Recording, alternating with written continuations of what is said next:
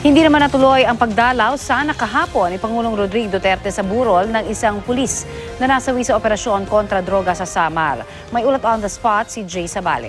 Jay? Connie, naging puspusa na paghahanda sa St. Peter's Funeral sa Catbalogan dahil sa inaasahang pagdating ng presidente kahapon. Pinalibutan ng mga pulis ang lugar, maraming residente ang nag-abang. Ang lebi ni PO1 Gary Cabaging nakahanda na rin. Ang podium ng presidente ay nakaabang na sa labas pero matapos ng ilang oras nakansela ang pagbisita ni Duterte dahil masakit daw ang ulo nito. Ngayong araw naman, tuloy ang burol sa bahay ni Cabaging. Marami ang nagpadala ng bulaklak. Pero yung sa ating presidente ay walang nakasulat na honorable o kaya ang kanyang designation kundi ang pangalan lamang niya. Sa ibabaw ng kabaong nakalagay ang medalya ng kadakilaan. Labis ang pagluluksa ng pamilya lalo na ang kanyang ina na si Aling Delphine. Aniya, noong una pa lamang ay hindi sana niya papayagang magpulis ang anak, ngunit dahil sa kagustuhan nito ay sinuportahan na lamang niya ito.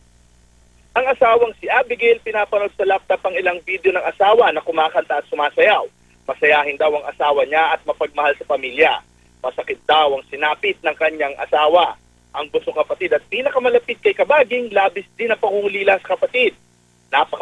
Napakabait daw nito at malapit sa mga anak at pamangkin. Para raw sa kanilang pamilya, ang kamatayan ni Cabaging ay honorable, lalo't ito ay namatay sa line of duty sa kainitan ng gera laban sa droga ng ating pamahalaan.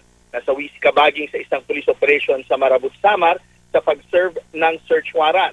Sugatan naman ang kasunod nitong pulis na si PO1 Nestor Villanueva. Narito ang pahayag ng kanyang ina at ng kanyang kapatid. Masakit sa amin, lalo na sa aking ina, na tumaguyod talaga sa kanya. Mahirap talaga. Humingi ako ng tulong kay Presidente. Nabigyan kami ng suporta sa mga anak ko. Mission accomplished.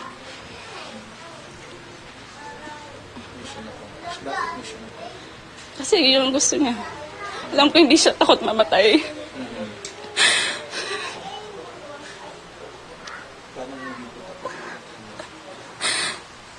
Kasi matapang siya eh.